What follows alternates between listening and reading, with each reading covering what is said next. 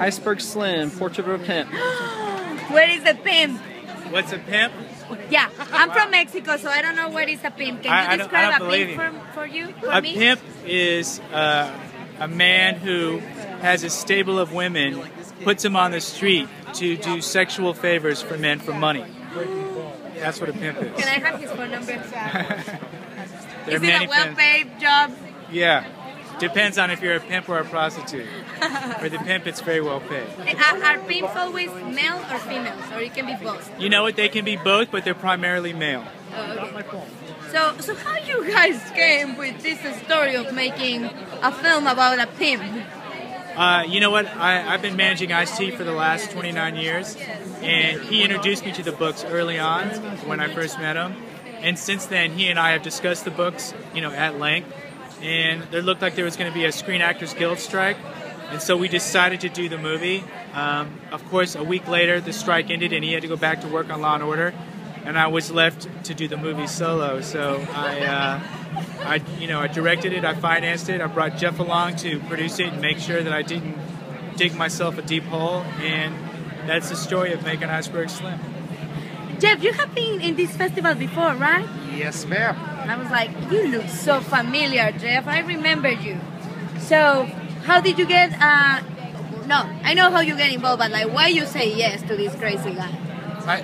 It took about 5 seconds because he knew exactly what he wanted. It was a subject I was interested in, and he had a vision for a film unlike anyone I've ever sat down and talked to. I mean, say, oh, we'll shoot stuff and we'll know what and we'll do it in the edit room. He knew what he wanted. He knew what he wanted it to look like.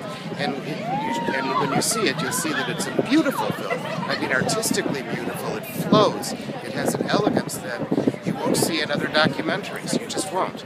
And that was important to him, the look of the film, that it has a story that is, it is about a man who was a procurer. But it is also a story about redemption. It's an incredibly powerful story. But what got me was what he saw and what he knew what he wanted. And he went and he got it, and it was a beautiful thing to see. And every time I see it, and I sit through it whenever I have a chance, I'm thrilled.